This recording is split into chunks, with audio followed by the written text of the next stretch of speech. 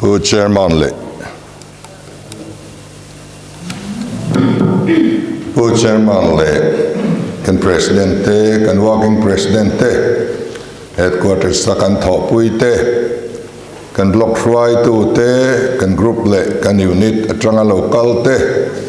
Kan vice member te. Vaina he hun. Min man pui tu te Sesawng. Sibai kan buk chawani. Ama sabira kan soidu chu hei in than alo nai ta candidate chungcha nga hian bial tam takin minister tlingtur minon peng chau ti hi kan chinga hei hi ama sabirin ka soi fia duani minister bial ni hi thak le tur awm bia lo Minister chuan Iron Coal Department pani khata thu anei chau ani chu a department en coal na nuaya chuan abial ta na ti tur awm chuan ole atangkayang abial lama a department chan khan na mumal anei lo phei chuan eng ma bial tan ti thei anei ngai mang lo ani Mani loka khosola kan kala an district hospital puan thar an doctor ten minon tlo te antingoi ngoya kan tlo arab thak khopin atlabalani deputy CM bialani ma se a portfolio ni lo eng ma ti theilo MLA farm kan ti bial ni hi mi puitan chuana thaber Achan chu minister chuan zo na po house an zot ve thiang lo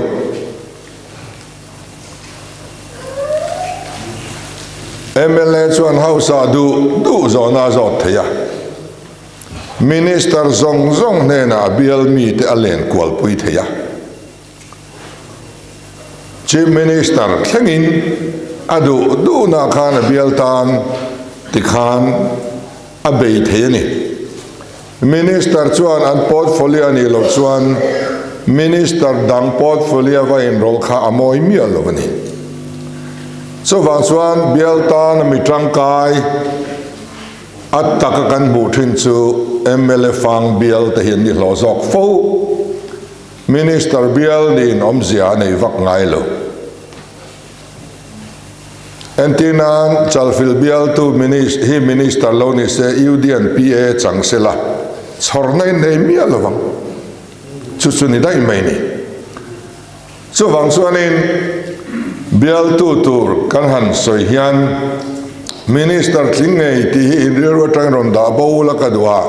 min ti boy tu pakhat hi ni ve tlat maya kan du lo tur kan du vak zel mai hi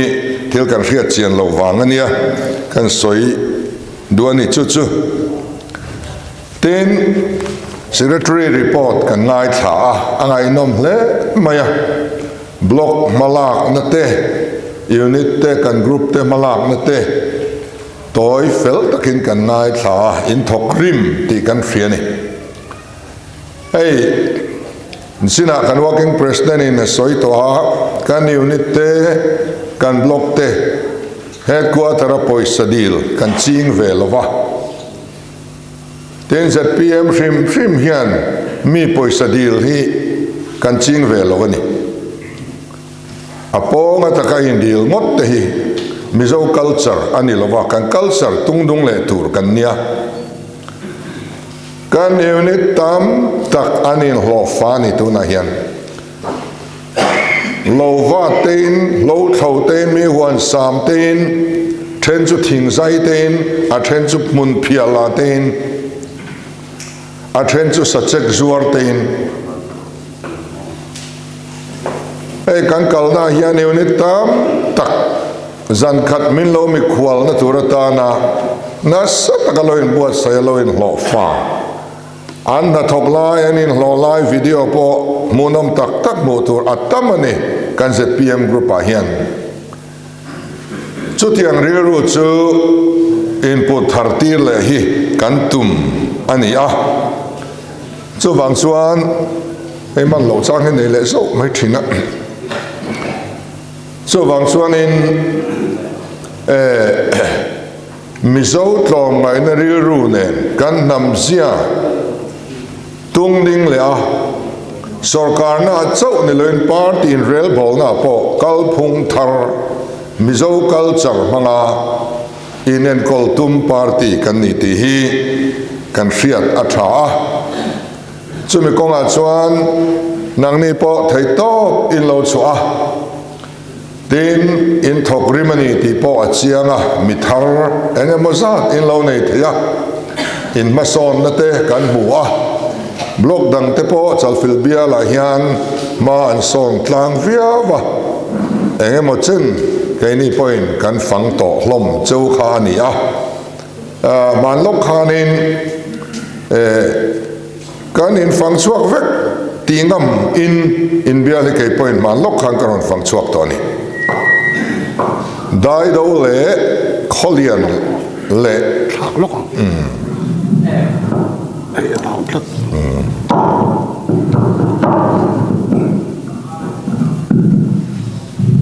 โกลเบม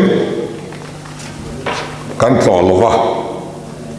ทิ้งเสซองนี่กันเล่ลำปังนี่กันรอนต่อลวะอาบักซูกันต่อช่วงกันนี่กันดินมุนอัฐทกตะกันบล็อกกันกรุ๊ปเล่กันยูนิตเตอินทอกริมอินกันเสียลอมอมกันตียาเต้นให้มิทาร์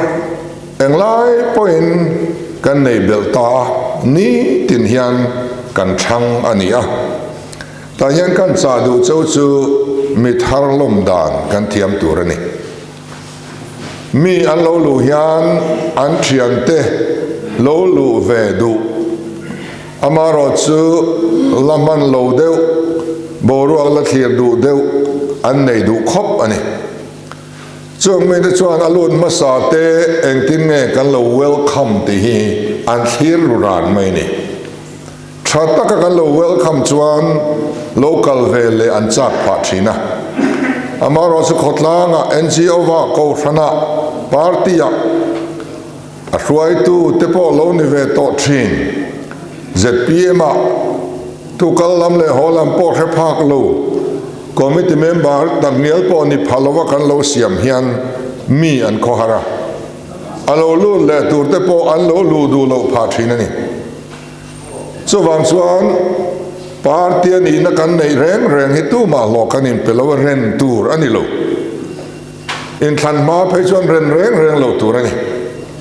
มิทาร์กันเราเวลคำมังอาโคหระเราวินกันเสียมังอาอันนี้น่าอมโตกะเองก็มาชินทุกลำเลยหัวลำเสวภาคะนี่นะที่พอกันเราล้มมลฮีกันตีอภัยมาจุดสุขันอินฟุยนะนี่เสละเต็นตัวนายันคนเรย์ตักกัลพงลุยนามินเราสิตีต่อปาร์ตี้รินอมกันอินสิตีนะคะอโลฟูโลนี่ติกันเฟสวกเมกันนี่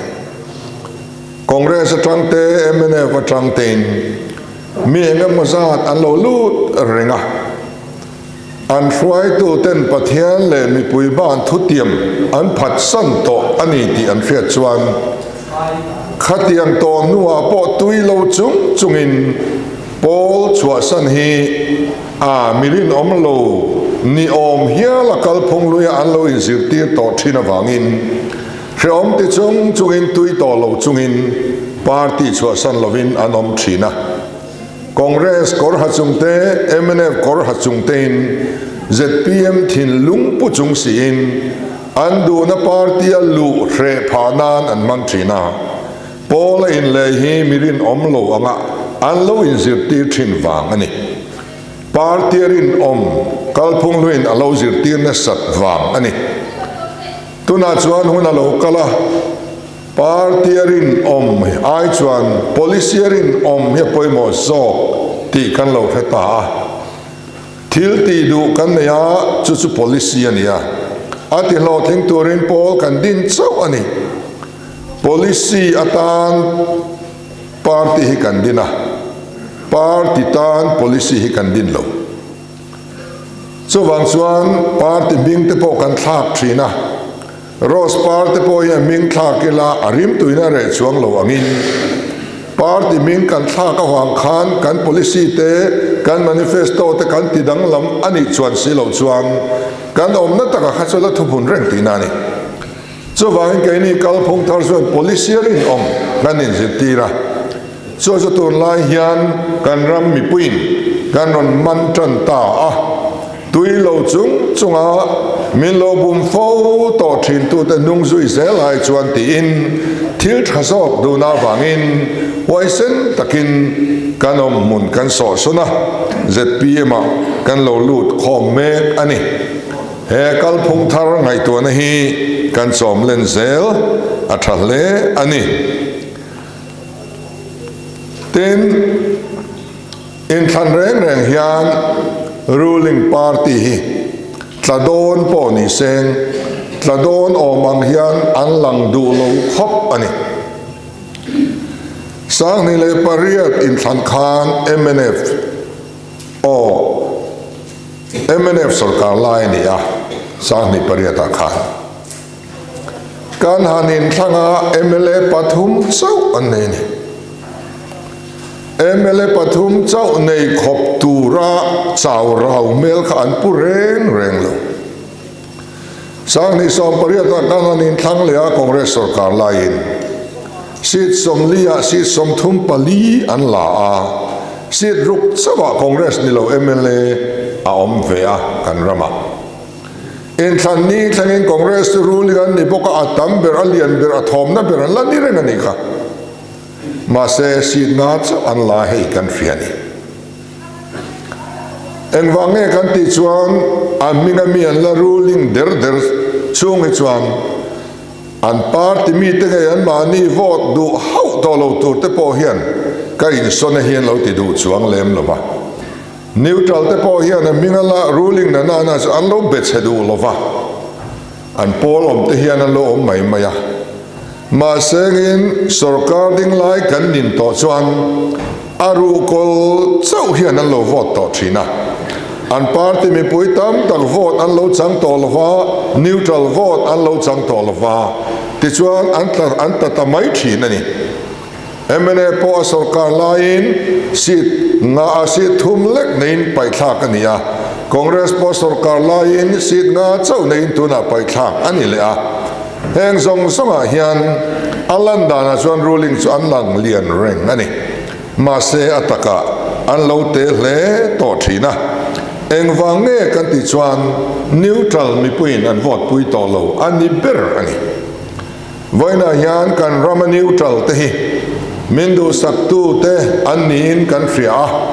kan sarkar lo min hlau pui em tu te po an niin kan fria chu wang chuan kan neutral mi te party a rui chil ve lo ho hian ngai dan thak thleng hi an sama a thatur hian ngai tu thiama ma na tang ka soi ve thin chu Mizoram a hian neutral kan tam po le kan ram akal di kan ti hi ni tuna hian neutral kan tam tariau hian alanga ZPM sarkar se tingoi ngoi ma se ming zia du kherlo firon pek po tum chuang lo ma se in ka sarkar lo lau em thei to pathanem ngai tam tak an omani heng neutral rual te hi kan ram siam thatu tur an ni a hein than lo om tura po hian kan beiseina in nga na te hi an ni nichina kan working president in a soitwa taimak atul zia hei tun kara kan working president tenen kolosi pa mithar te kan zuklom lu ta atuka khuta dampareng puilama ne chukngala kaini wareng te lama kan kwal chho zela nimin pia khan zana aizol kan thlinga nimina serchi pa sub headquarter wai me football tournament a zing kalin zanria choi khamalo hongin kahan khwal lian le voina he zinga kanon chuak le a khati kha kan ne kan hun man dan hi kan han hong ve po hi fiam tuin kan soya varen te tang kan ron hon lama po dần khát ai cho là cần riêng á cần giếng chùa lệ đón thấu xí ai cho lý chùn bèo mèo miệng lệ ta cần tiền này chút thì anh khóc cho anh tu na hiền cần thọc anh ZPM ruai tu te hi party dang ruai tu te ai thọ rim cần tu mani cần blog cần unit cần group cần member song te party dang te ai thọc rim ro party dang te ai tai ma ro chu hot lin na ni hun tlem te chau kan nei to a party dang ai kan tai ma tu rani te hi kan soinon dua ten kan dang lam ngam tu rani Chalfilh thar keng tu te kan nia kan dang lam tur ani party kan kai ruai na te kan sarkar huna kan sarkar kan kalpui dan te kan mu to thin ang ni to lova dang lam ngam kan ni angai ani chu kan dang lam na chu mu thein mi pui hian min thero se Congress ate MNA vaterei takkan lo om to a ZPM hi Paul dang atang lo om to chuta beidong be sei na thar ne na ZPM ron zuang lut in Fincom kan ni deu ber zoka Paul dang om to no deu vek kan ni kha kan om na Paula thil thalo kha ZPM a hian ron lu pui kan phal lo ani party hian culture ania ZPM point culture kan nia Congress culture te MNF culture te ZPM lu pui kan phal lo te hi khong takin voina ka soi do ni party dang kal khom chu kan ria an rui hut mai ni han en reng point ram hi an siam thadon lo te hi chiang ani en tinge su rui chu hin ram kan ti dam thayam a thei lo voina hian zu in mi ka soi chiani lo zu in le lo kha in mi mal zalen na ni ke thuani lo amaro cha hun le amun hi chu hremol te u ka ti duani zu in mi te hi athil phal atlom nai tluk lo rim nam tak an ni ka hria amaro chu ahun le amun felova chun pachanga te puipun na te zuroi kan khoi ngam lu tuk hi kan ram hian a society mel ya chelu tuk to ZPM Lalduhoma kan rui ve hut ngai lo ti hi helai bial po hian in lo hriat ka du zuroi kan lo omani point an in thlahung thin so wangin kan dang lam ngam turania kan nung chang kan eng kim hi ramle nam dam na keng tu kan ni nahi kan mi mal nu na kan hu ho nu na alang turania a in mi kan ni chuan a huna a muna du tokin kan inang ma se a hun le a mun kan thiar thiam turani ti hi kan soi du le bok ani tin Mizoram in khan om to zonga sarkar ding lai kan pai chuan adot tu zelin kan thak thin panina zelin sarkar ding lai kan thak thin pathum nei na thak thailo pali nei na thak thailo tun ma khan kan ZNP lai ta khan tunge CM ta nei du bir ti opinion poll om fo pakhat nei kan ni ver mai ni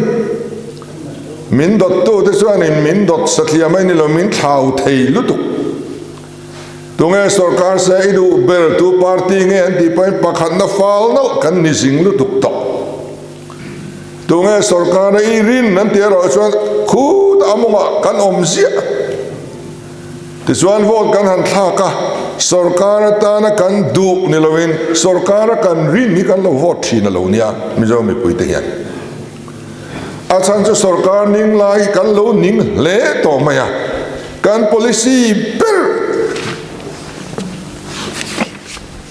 mi pui manifesto per chu sarkar ding lai kan nin to chan pai ani ngot mai ni tu in nge kan payang tu hian nge pai thayang ti chiat ji kan ngai tu ni enge kan vote chuang ti kan ngai tu reng lo Tuntumin thana po Congress ni nain khua zong zong afana bial tina Congress pai kha kan thupui ni top mai ni Congress ru khol ti lo kha chuan kan bial theu candidate kan han ena an ruangam te kan han ena ZPM chu la te si bial po min phang chuak man mang si lo elaya Congress kan lo nin em to painan chuan MNF kha vote ronila Congress pa khat la chiang benang ti chin chia khan vote kan thlani tiswan Congress an tla sup na ya apai thang na MNF man ruwa kan manga an sarkar nol mai ni MNF sarkar le se kan du wang ani lo tuna kan chief minister le se kan ti wang po ni lo Congress kan ninga apai thatura pian kan pong vote ringot ani enge kan vote chua don ti hi kan ngai to lo so wangin kan opinion poll kalto zong zong ha chiang de walang chu sarkar ta na kan du ain sarkar ta na kan rin kan vote so wangin sarkar tur chuan sarkar ta na an du ni ringo thelo tok lova sarkar an rin ni hingai telani number 2 dia ngai ni voina chuan zoram mi puina sarkar ve to se anti ber nin kan fria an sarkar ve to ang tia an rin ber po ni to in kan in fria sarkar ta na andu sarkar an rin bok ni kop chu athamon thak khop mai tiro chu din bona chuan pathian zara kan loading ta Congress ne semi final kan khela Congress min ne lo ni sang ni som pariat in thana Congress ne semi final kan khela kan hnuaya an oma kon pui ba election a min ne lo le a AMC a aizola kan in thanga min ne lo le a serchi pa kan in thang le a ta phei chon an da khaman chan ni kha semi final a Congress le ZPM an in khela ZPM kan chakta final kan lut ta ni to na hian na kuma MNF ne final kan khel don MNF sarkar le se kan ti ni chuan kan vote mai tla to se kan ti ni chuan athak na tur chu ZPM number 2 ani ta ni kan khan ve to mo ni to na hi chuan in so wang chuan in an mani po hian in ruling e mohimin ti de u to ni hian ka ria min han beivel han re an opposition set hal riwat to mai tu na tang hian in a kai sarkar an ring viau ni hi ka ti mai ni ole iswan kan sarkar huna engtin ne ro kan re lang tin beng sikin kan in ngai to a kan policy turte kum ni le chan ve chungut mai kan duanga kan lo peita mi hring lamin bua saina tang chuan sarkar turin kan in pei thokhat ve ta ni chuta chuan kan ngai poimo per tur chu mason na rural siam he ni ta ni mason na rural infrastructure mizoram in kan la nei lova India ramina 5-year plan development plan gum som ni vel an lo ti mol to nuwa kainin 5-year plan pakhat na kan duty kumakhanin kan tran ve le chawni le lo ni ta sengin step som ni na India ram state zong som in an ra to line kaini chuan pakhat na kan rap tranani chuwa chapa kan sarkar corruption te tama wangin amuang em son nei le na la na chuma to na yan ma son na rural hi kan ma mong ngoi ani chung singa chuan kan ngai poi mo ber chu power ani power in to de brigadier ti sai lo te ang khachi minister chu nei chhozar zar lang chuan kan in to del dai tong ti chu chiang ani ma se kan ngai thaem em power hi a bil tak ngial po pe thailon tun kan batru mai ni power in to del chu soilo cho wangin kan ho tu ten power in to del na masa an nei angai tian ria kan sarkar huna kan khua tur lui panga kan Chalfilh sa ni to na hian ten chu tiang chuan solar power ne na solar energy ne na trăng kopa kanin to del thuai theina turin tran an la a tin kong pui apoi moni kan kong pui heti reng congress sarkar lai MNF sarkar lai heti reng maya om hi apoya to na po mi puin kong ten zo a contractor chalo lakan lungoi lo na te anan lan tira PWD officer huai send de chuan bill ten lo pedu lova ma se kan sarkar zokin kong pui siam thattuma mala reng chu officer te pon transfer long mai ni serchi PWD EE po serchi pa ZPM thalai ten kong an endika a chelu tuka bill lo pedu suan ti ani serchi EE kha ani point an ena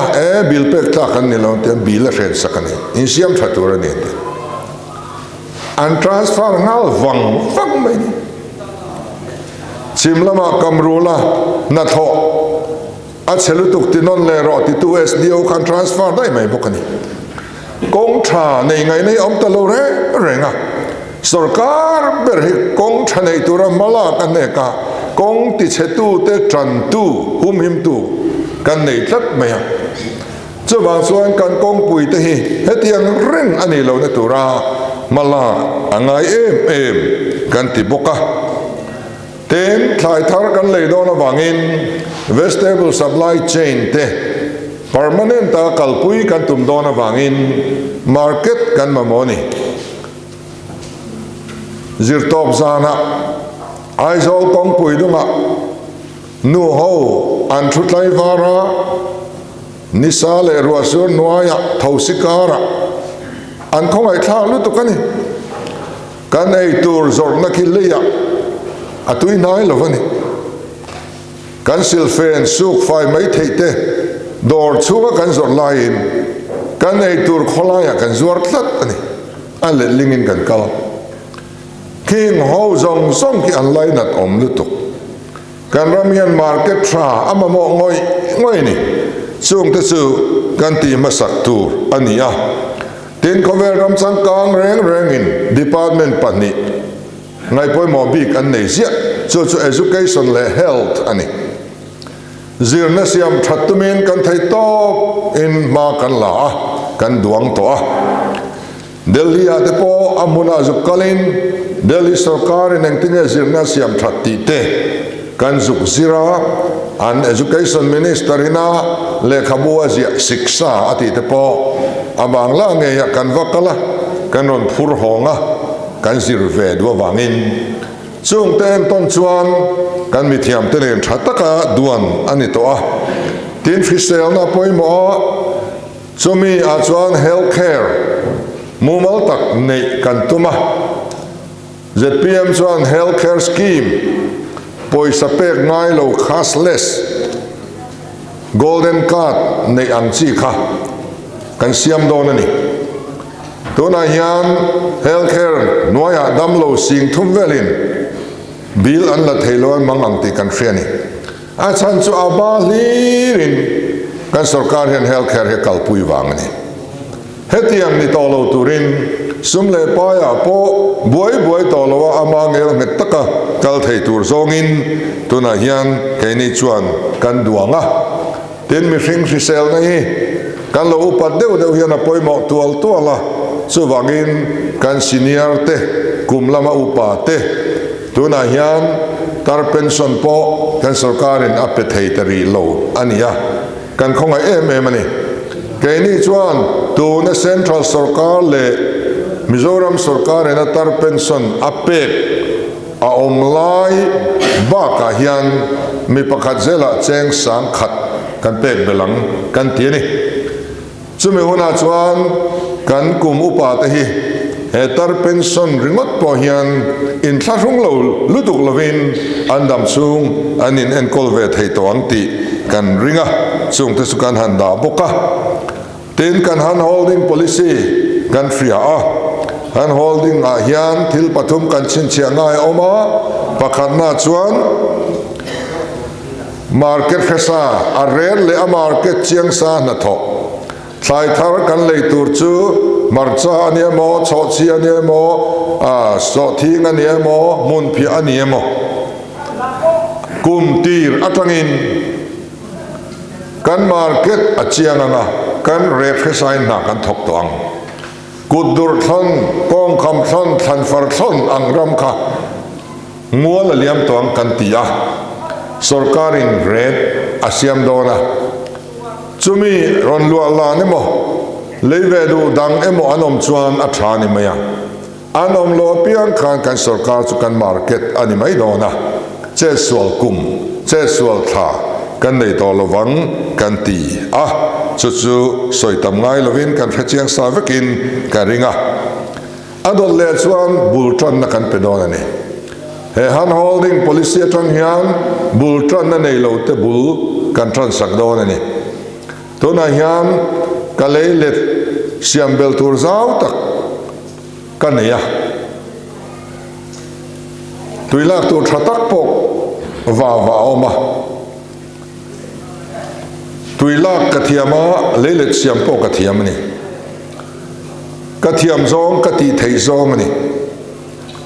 hey hi chu han la thei lang o bial nga vel chu siam bel tur kan neya kan chung kwa chu kan ding chuak kan tia ni ma selang abul tran na kan nei tlat kan siam thei lo tui pipe man po kan nei lo kan ti thei reng kha kan ti thei tlat ta lo mai ni man jana sai phaya kan ron ria ka kan thlenin pa kan ria na pa chuan zi nga sanga wa manani kan jing chome tur kadil hi siam tha thei lang chuan kan chung kwa hi chuan ei zon na dang kan tiangai mia to lawang kan in to del san ma sengin han siam than na tur han repair na tur sum kan ei si lawa ti hian ni maya te ni chu ta ta chuan sarkar ati thei lo ti sak tu tur pui tu tur abana kai tu tur amma mo ta ni chu tiang zel chuan ran po han vul do ni la vok kan vul te ang khoe vok no te som thum talin bul kan tran te ang han ti do ni la vok vul kha kan chem kal na kan mui ngil em na po ni sengin bul tran na kan nei lo chuan kan ti thei lo tlan mai ni sum do na lama po kal do ni la industry lama po kal do ni la eng konga po khan kal do ni langin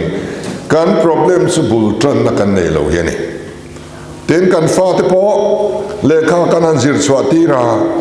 ma se eng ma thotur an nei chuang lova an thiam zong thil a khan skill development ate entrepreneurship ate industry te now te po handin don selangin thiam vereng ma se abul tran nan nei lova nu le pain pek tur kan nei box si lova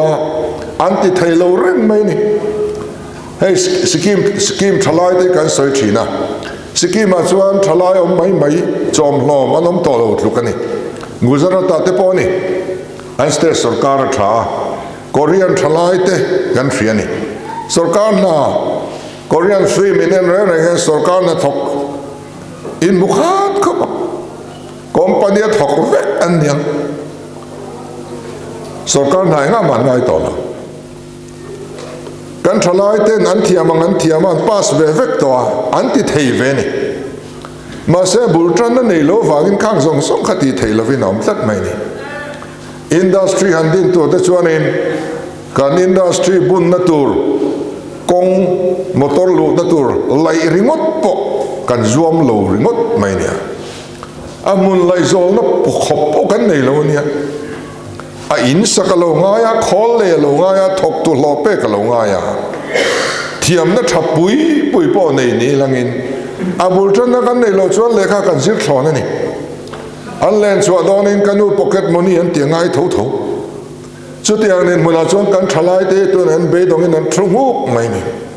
chu tak mai chu an mani ke ding theya an ba na kai kal kan zir tir angai ta ni tiang chuan chung kwa po mi mal po ei zon na ta na kan du zong kan thiam zong ti kan han tuma abul tran na kan nei si lo lai tak me hi abul min transakturin he handholding policy hi kan ruang man ani chuta chuan kan trade thante kan project thante ngun takin min endik puyanga than thlak lo kan thlang ani chuan hei chu engmai ni pui don lo hei zo khiti ro ti te point kan in ko muang kan kai khoi don ani kan trade than le kan project than kha thil ho thing tur ani phot angaya a thlang tu mi hring kha tran pui tla mi taima mi rual el bul tran na pek tlak ani angaya a trade a khathale ma se a he pa hi bul tran na peila arui ral mai mai ang ati chi kha chu kan pe don lo re tran pui tla kan ni lo khang kha chu wang chuan in mi pui tla rual el boxi khang kha an ma mong se la kha aski ma sir se khan azat poi nang don lo wa chu abul kan tum sak don ani kan tum se nge kan ti chuan tram khat chunga khatiang mi mal le chung kwa mani ke adinga sarkar ti buai mia to lova dam chunga ko sak to na tur chumi kong sial sak chu kan tumani kuma choing chu tiang mi tam tak chu siam man kanin be sei ani chu chong ni na ni a chong thum na chu lo na ni lon hi kan ma mo do na project lian deuh lek ani kha chuan lon tel lo chuan kan kal tak tak thei lo to na hian kan thalai tian lon lak ngai na thremia lo sarkar ena lon latur athan bank thrang an pek po hi bank te hianin an lo za an lo owner lova an lo pedu lo fo mai ni eng wang nge kan ti chuan an han en wang fanga an rul le thei do in hretlat lo ni chu wang chuan in bank ka tang lon kan lak don reng chuan guarantor kan ma mo ta kan rul thei lo pala min rul saktu tur kan ma mo ta lon la tu kha kan sar po kan lo ve thia accident to ken ku tol le champoin kan lo om thia a thi po kan thi thei ni kan sual wang ni haw lo win lon ka kan rul thei lo thei ni chu tiang thula chuan a rul saktu tur guarantor angai thina chu tiang tur chuan sarkar na thok kher guarantor a man angaya chu kan bu ve zo to si lova voina hian chung ko tam tak le kan thalai rual te hian lon chu la thei la ka ding chu kan tingoi ngoi si hian guarantor turan nei lo wangin an la thei lova ti chuanin an thu nanga yan thu ren mai ma son thei reng lo mai ni poi khop mai chu tak chu kai ni chuan mi aski mina zira a project ina zira ama kha rin nam ani bok chuan guarantor kan transaction kan ti ni voina guarantor tur buzo lo zong song hian an project le an mani kan endika mi hotling tlak ni an fiat pot chuan sarkar ka guarantor kan ding dona alo rul thailo pal ani point mizoram sarkar in arul sak dona wangin beng zong zon phur em in lon chumin peto mai don ni ti chuan kan thalai ten ding chuak don ani hemi dan hi sarkar guarantora din oi lo na dan hi sang ni som pakata khan congress sarkarin an siama abilan on pudlu ni point kanin nial na sani pathian zara kan sarkar veni chuan he in dan siami kan pailenga kan namasaber zinga kan mangang ti trong kampo ka manga record ala om vekani he namasa kan nei po ngaya ti chuan kan siam thalena sarkar ka guarantor kan tang don ni chu han ngai thang mai chuan awa thadon em ve mole kan ti ni mai thei oi har kan ti le mai thei thlai thal le na budget ada kan soi lai khan kumta tak sum kan in oi pui thei lo ni te ro a semral mai tur po an lo da thei sia te kan han mu a voina po SEDP an da hi thlai thal le nan mang sen ani maya an mang du lawa go zon nan an dual tiania alo da thei sia kan thetwa tuna chon kan soi buai talo guarantor din kan an soi hian a oi hre deuh kan om leng ti kha ka hlawa chu wang chuanin a oi om zia kan soi duwa hey MSME an ti hi omani in lo chin chia thei chuan nakina in nial ni khwa khanin soive thei te kha ngai le don ania MSME chu micro small and medium enterprise dinani chumi lam toi chani ei zon na eng po pei khok che siam po ni ro se pressure cooker che repair po ni ro se mombati siam po ni ro se vok vul po sangadil siam po lelet siam po dor siam po a eng po kha workshop din te sikul din te po niang eng po mai kha mi in an chung kwa ei zon nana at han chuan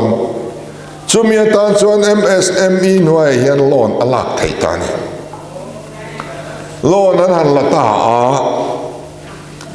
chuta chuan thil pani chin chia tur thadeu mai oma pakhan na chuan MSME nuai loan kan lak khan za som ni panga chu rul ngai lo central min rul sak non ani za som sari panga chau kan rul angai ta loan zong songa hian a tha ber ani ringot mai ni a interest ka claim to lu tu khati kha chuan panina chuan rule thei lo din muna ka lo din pal ani chuan central sarkarin min rul sak don MSME noya loan la zong zong tan central sarkari guarantor atang tuna hian Mizoram po an lo la ve nuala an thatpui em lamani amaro chakan sarkari atlang zar du lo ni om soyania mi pui hian kan hello hle me ni chu MSME a committee sang bera chuan mizonu pimal somi alo telvea LPS atagin puvanan manzan lok khana interview ta anin zot ta veka chumi zara chuan he MSME omzia hi mizoram in kan lo theveta tuna pei chuan MSME noya lon lak tumi in tin tua hi thalai tam tak anom tani ama kan hrial lo an lo thup deuh nia soi khani tani tichuan he MSME noya hian Sesawng atangin loan in lo lak chuan za som ni panga central sarkar na ron ro sakang chunga in lo rul thei lo ani point central sarkar na ron ro sak don chuni chutia nga India ram pum puya thil ommek thil ti mek central point na ti mek ania kan ti ve ang kan ti ni mai ni oi lo tu ram lo mina zong kharon kan varu samot don en lo kan endik don loan rule thei ngei tur howa kha khanga khan rule sangai tu ti chiang sa khajong kan ding du big don lo sarkar kha amar so van duai na kan tok thei rule thei lo pal din muna kan ding thei ni pa ber stroke na tlat chuan rule thei na khami thul a khan Mizoram sarkar kan rule sak dona chu heranin bank khan lom takin thamong takin loan min pedon ti na ni chu omzia ania chu tiang chuan chong thumin he kan han holding policy kan kalpui dona pakhan na are le market resign na kan thokang kutumai jongten panina bultran na nei lo te bultran na pe kan diang pathum na loan alak do huna state sarkar guarantor adinga kami pathum kha kan bana kai policy a hian kan soi chon thiam vek karinga kan tar lang dua ole dang le chuan corruption chung chang hi kan ram ti mel hem tu berlet kan mel malian ber chu corruption ani corruption awangin naba ta tanga kan sikul zong sak than na tur le repair na tur somtam tak kan sarkar na puka an ei ral de vek me education minister hovin kan fiatiru asikul siam than na tak le sak na tur taka asikul thleng kha chu za som thung vel chau ani tamaya za som sari vel khaman tanga kal ral ta vek maya chimlama baptist school po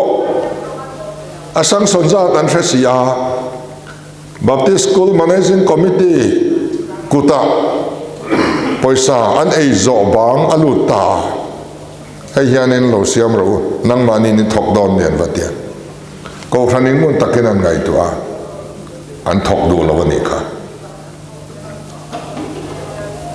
an sikul sarna turata na sarkar ina arwa man azad ve em po thling lo an dong du lo ni ko khan sikul khan khatiang kha ani deu fe kan khwa zong zong school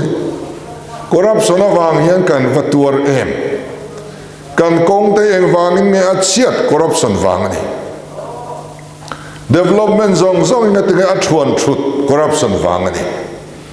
so wangin corruption hi kan control angaya so the tan chuan akal phung a system in kan control don ani pakhanna chuan valupa council kan nei ni hey mobile kan nei thewa tunlai mobile chang kanga chuan antivirus application hi download angai reng to lova a handset a hian a mobile sunga hian virus lo that gal tur a in phum tel gal takani inbuilt mechanism ani vectoni mobile chu virus in a chet heya chumi virus alo lo pian alo dang alo that tu tur chu kan mobile handset a hian anda sa vekani a system a khan awm sa vekani tisuan kan mobile te alo save ta virus laka chutiang chia chuan ZPM party in rail bol na hian a chung khungin antivirus VUC kan nei ni chu virus ina min ei chatur veng tu tur kan referee tur strict taka ham tur VUC kan nei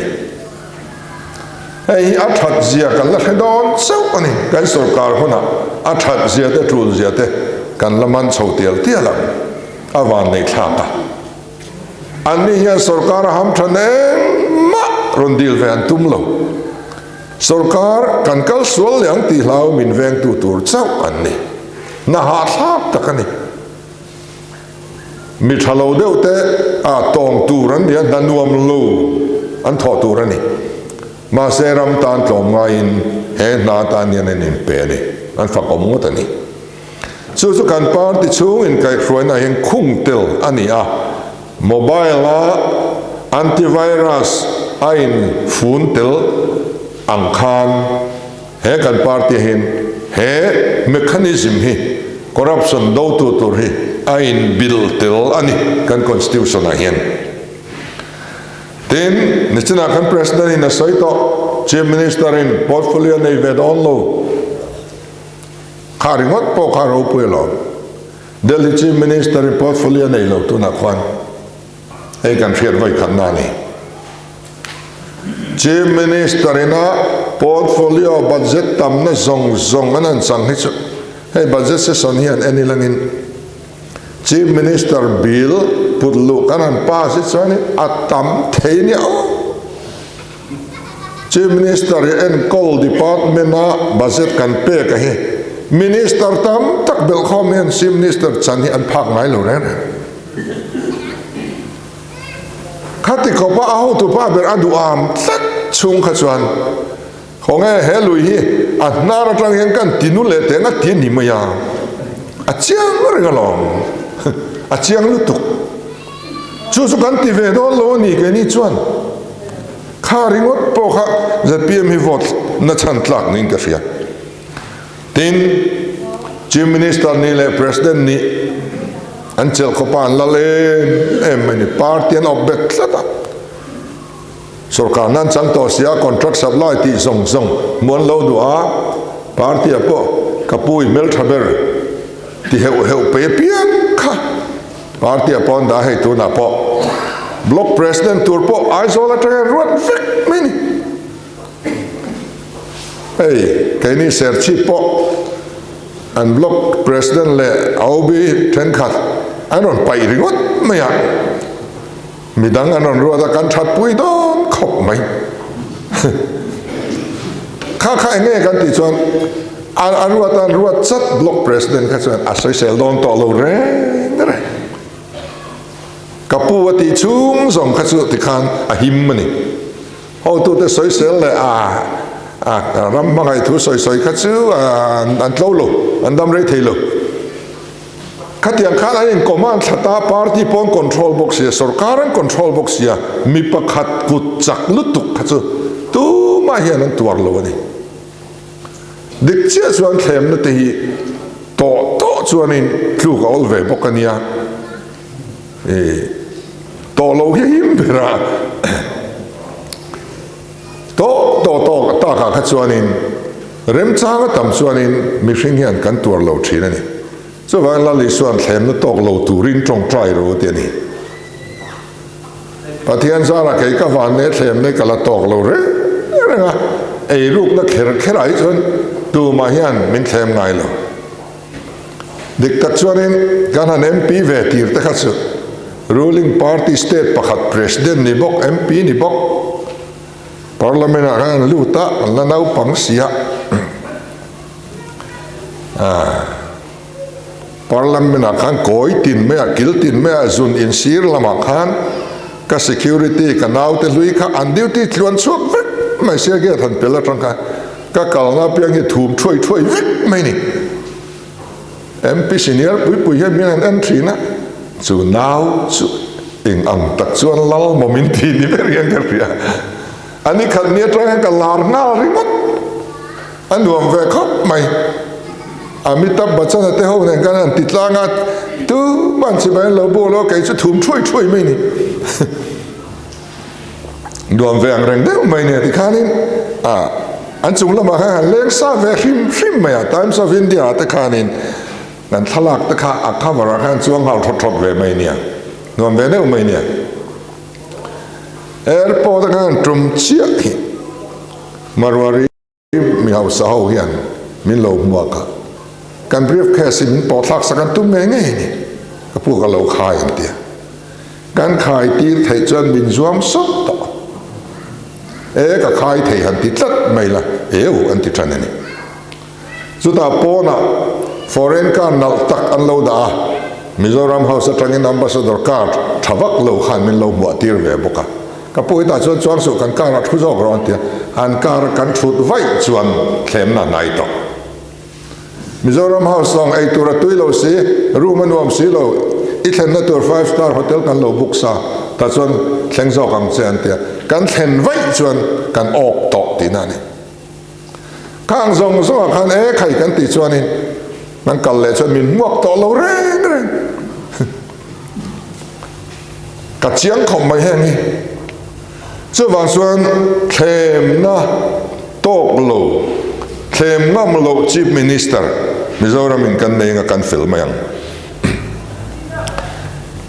ten minister dang po minister chin reng chu party elected OB ani thiang don lo ani ten minister chief minister hoven kar pakhat theu kan neyang ai tam kan ma molo pakhat ai tam atul lo phei khop poi nei theu mai la voi kana pakhat bak bun thei chuang lo ten MLA ta na kar le sakhi kan ti to pang ten VIP ho facilities ti tlem thei kan ti tlemang azan ve zelin antinan tuna hian chief minister in 4th grade paruk achor theya pathum kan banang chutiang chuan keimanin ma kan friday ani kan ram siam than na tura hian ten lok aukta chief minister ai ru na thlena chui thei tu tur hi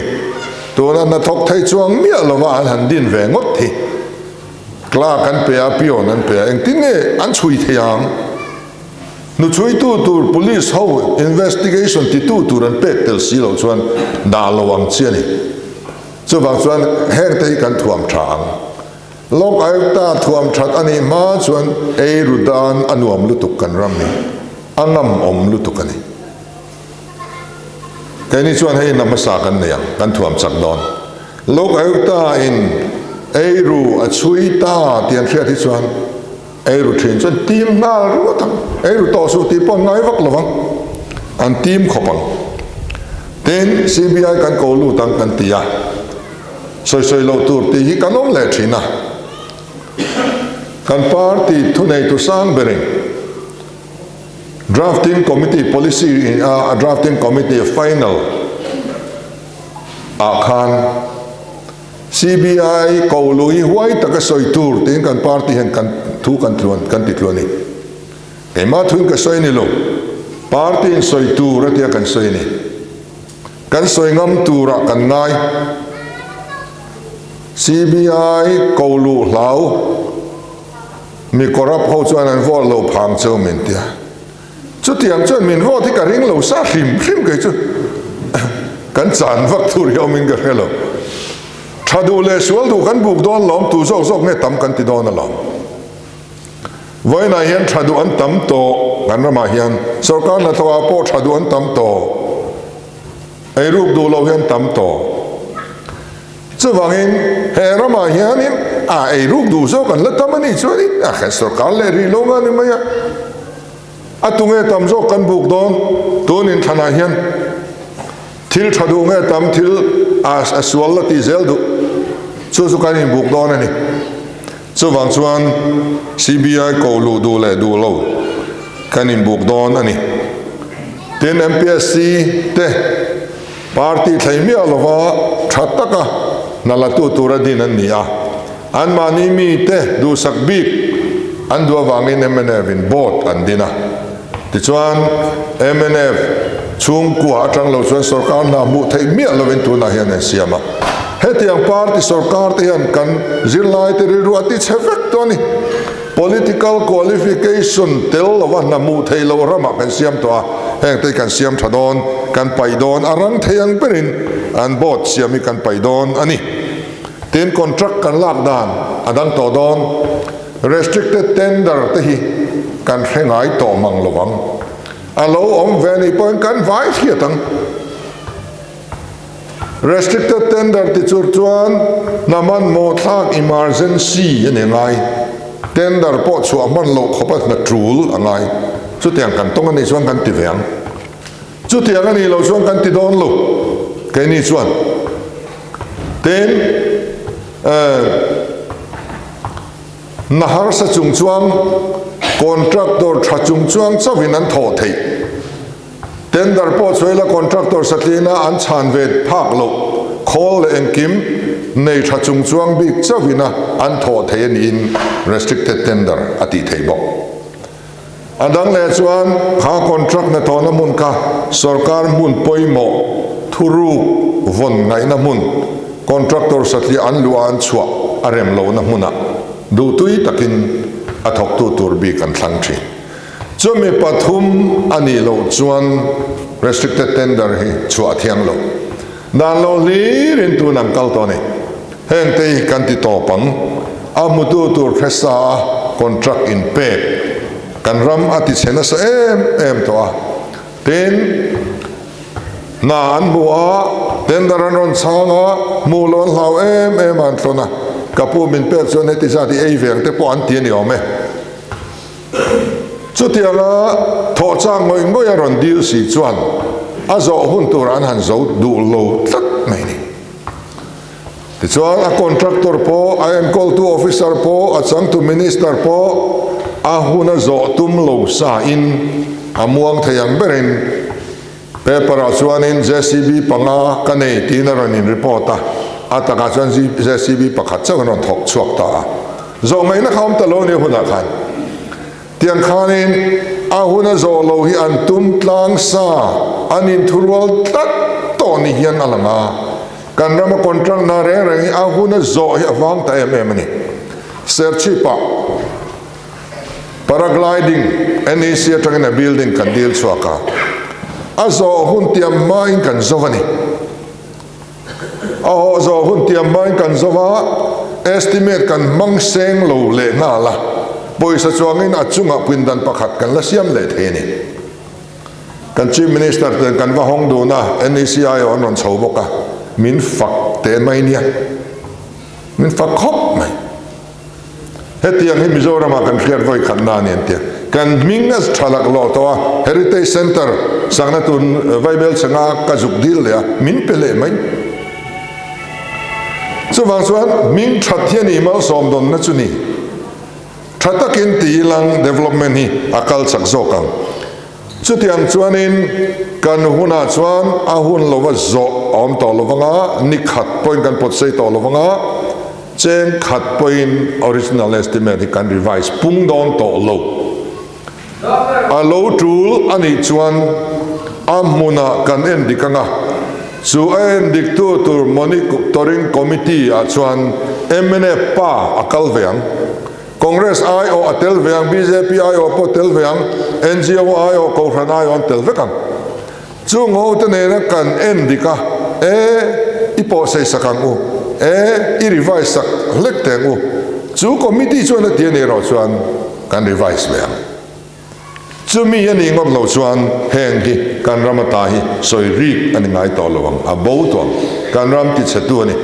heng thil pani hian kan ram hi ati chet hui lu tuk to a project pakhatata nan sum se ni project pathum di zona khopten senga kan ram a thang thei lo ani khang kha ani ti chuan he corruption kan do na ko hian kan thapui tur chu kan ko khan te hian ni ko khan hian don maritime corruption adowa sangka kwa song kwa pa niya corruption do kum alo puang to hiala sinat ro rel na alo zau zau renga kumin bi ka hian he mani loka presbytery in khompui ahan oma chuta chuan presbytery in khompui pasarin e rup na do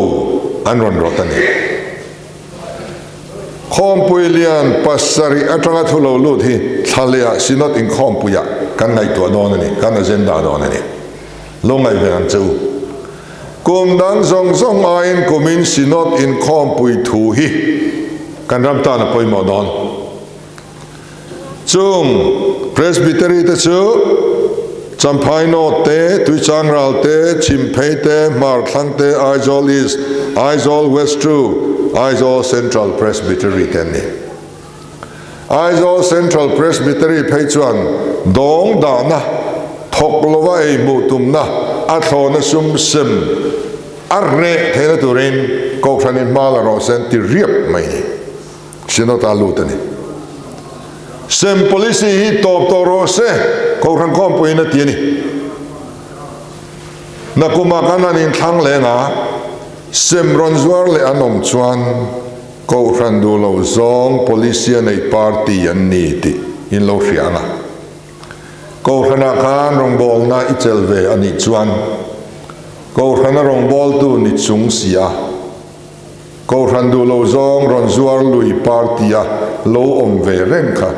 ain me in tiangen amoy kan lati zelangen so wang chuan political party politik awang kan ngai to nei siam mai lovin ko ran mi kan ni na le ring tu kan ni nang hian kan om na tur party te po hi kan ngai to ad ngai ni kan om lo na tur om theyang ko ranina top to ro se ti ngoi ngoi ron zuar lui le ngat party a khan ko ranani na poi mo chel chunga ila phurviau reng don ani ila campaign pui don ani chuan irin nakha nang male pathian in kar poka achiang lo ani mai thei ko khana it na ka ichel kha amoy tan mi min bua chau karong bol na ka i thok ani mai thei sin so wangin tun trum kan in thang tur hi chu kan chung ril nun nen kan chet angai to chu chawani lo YMA in corruption dovin Mizorama kong anzo in tretongay voi khat chiat an lazo engtika manilo khan October ni somthum pakat tuk a khan Central YMA in Wakathon abot saya Aizola kian YMA branch Zavel aoma Azad vevel in Chalfilh lama trangin anon zo tha a San Maria trangin Azad vevelin kulikona trenon zo peiboka vanapa hol anin tok khomenika ei ruk na atop to na turin wai main kongzo pui wakathon an buat sai ni chuwangin kan rama ei ruk na ti top tur hian ko frantenen kan trantlang kan NGO lian pertenen kan trantlang do na lom au purom leinen tin mi pui mi mir hi voina chuan ei ruk do lo na lian lutuk abikin thalaya hian mi korap kan ram mi hausa le lo thing ho poi an chui an hausak na chui chua le thelo hausa deu phut dik vak mang lowa loading chuak ne an hriat hi an za pa mia to lo kan thalai te social media te na deu in an tingam to ni ei ru kan du to lo thalai te hian ni chuwang chuan mi pui mi mir kan hara kan ram thalai te ne kan ram corruption hi kan do tlanga tin sarkar na thop te ne sarkar na to ka hian pu berina ei ruk chuan ei ruk dial pion point ball pen talo hon ve putin an ei ruk lo film veng bi khriom anti ei ruk lo tlan ni chuan an du kan sarkar na to ka hian ei ru du lo mi film mi tha mi diktam takan lain phu mani amaro chu adika piang te transfer lat an tanga adik lo piang te tlatluma kamya wang khan anti du lo te anti ve pha thin ani chu kan le thuai to do na chu wang sarkar na thoga hian dik taka ro rel du dik taka na tho du hi atam zok dai an ne wangin heng ho tanen hian kan kal don ani ti chuan heng kal phung thar kan ti tur hian sarkar kal phung thar mi pui sarkar siam tur chuan akal phung athar angaya a system athar angaya kan han soi tak te pokha a system thar kan soi ni heta kan hian reng tur chu system tha kal phung thar ringot hi tok lo he kal phung thar sarkar siam tur hian mi thar zoram hian amamo kal phung lui ram lui zia ina alo chia zop to sim thei to lo te khoi chi ni lo budget voi tam tak lo phor thang ni chuan chi ni lo wa budget la khai par ngai mia lo delian sarkar an lom lutuk punjab budget phar thang congress in rei tak sarkar na an chelak punjab anti chevek to na budget la phar ve ngai mia lo ap sarkar an ram lei bat an rule zo trap to tu na khwan an lom lutuk mi pui he kal phung thar ken ko tur hian mi thar bal kai lo kal phung lui ina ngong thleng a chim lani ve lo mi hring thar kan mamo ei soi te langai ka ti soi hriam ka ti chu congress and president tharan ne ya kal phung thar du ve deu mai chi hian ya kan singa om tak hian ya kal phung tharin khat kai hruai tu ma a thei mang reng lo ama chen na ngai committee an pai thla mai ni ho tu lo soi khom tu ti a ko poina ko kal zo hlom lo ti ngai na om lo than lo thei lo na bom azuara achunga tha thei mia to lo li khan thumuk mai ni a khoi thla khop mai chu wang chuan he policy ti lo thing tur hian kal phung thar ani ringon lo mi hring po thar bal la kai lo thei phei chu nei sengin la thang thar la valai de le ka thiam si kai hruai thei zir tir thei khang the tho kha kan cabinet team te hen ni seng alom le zwalam tru chu tiang tur chuan pathianin mi tha te po min pe me zel ani ti hi kan soi duwa ato ber kan soi du chu MP te MLA te kan lo ni kan lo zat kan ria MLA lo atang hian huan thadeu li ngai na om lo tham thadeu sang ngai na om ria lo in mun to deu li ngai na om lo reng concrete building sang ngai na om lo reng MLA lo tangin cái này phải chưa à can bồi đâu rèn mấy này ni tira housing loan and ten noi som ni pu kan phala kan it ve lo pu ve bok satin ru alo ngaya lo kimin kan la thei si lo ko thana NGO dam lo ne na ruang phur na an kim mai mani bial chau hen lo kai phei chu aram pum hian in min chuka boi tha khop mai zuman tur min lo dil ta mai mai tok om man tu po bial atangin serchip ven chung kania tia kanu pui akan sara roi hon katuman bei dong to hona man tur kan ei lo tia amel kan en khan zuman tur hining ka hetlat me atha kala ngoroi thala ki kan thon chonga kan unit ho tu ta kan zot luk nge o min bum hian om thina kan zok en thiam luk nga ba roma chumin chung chuang kan zot pa nge katia ka chua le so lo bo man tai to ne fin fia khangam lo re a ser chip la zonin ami bum tuma pianga veng chung hian in ti siak mai le ngala veng chung ho da zo bo thala de onia ra tu bial ka bial lai khanin khatiang chi re na kha new ver vek hian in ti siak mai new ver vek wa men tu chol siam pha top to boka khatiang chitaka nia kan sum hi chung kwa ina ka hlo chung kwa lu thi atlem khop mai ka motor nei ve ala chuani keima deu li le kan ho tu dang deu li rin simanga kan du pui ngai po hi ala chuang tam lo khop mai concrete building sangai ni aom lo re so wang in bial tu ten ro tu bial nge in ni a house time enge anei eng ina nge chen in mun khoi khoi ange li cheng za man nge tu na in eng za nge asak mek eng anga turu nge an loin adai lo anga khosareng reng chuan ichan aya eini email mani nakuma chuan heng ho chu ivot mia to lo mi titlam fekang kan ram ti chetu ten ni chu wang chuan in an ei rulai ba mu khan ngai lo re kan hlo za ta tang hian an chu ti lang thil thei lo hi omani ti a chiang ema heng mi te lo pai thagam tur hian voina hen kan som du chewa ti chuan kan ram alo dam le theina turin kan pastor te kai roina noya kan party officer kar tin ni lai tho tran chonodar khata kan ram tan kan trong trai thin ani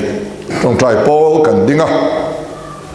ti chuan in mun da polo ding ve theu la kan du via wa ke ni bia la chuan serchi pale then zola de po an loading to alo mom khopa khatiang kan loading thei lo ani point chokar tina nilai tho tran ni aloin her chopiang hian chonudar khat alo thlen hian inom na mun theva he tong trai rwal hi min lo zom sak turin kan ngen du chuni ari a ilo zom rem lo ni point thu chung point ding chung point mu chung point he chonudar khat nilai tho tran ni hian ramta na kan tong trai ni om huna min lo zom sak ve ula ZPM tan kan dil ran ngai mia lo kan ram tan chau kan dil thin ani arwala kan ram mi pui arwala pathian ma kan kun yang kan pathian hi kan ko harang yan au yang ti kan ring tlata hei hi kan man ro pui ber tur ania wangin he mini trong trai rual hi min lo man pui theu turin kan som bok cheu ni alo me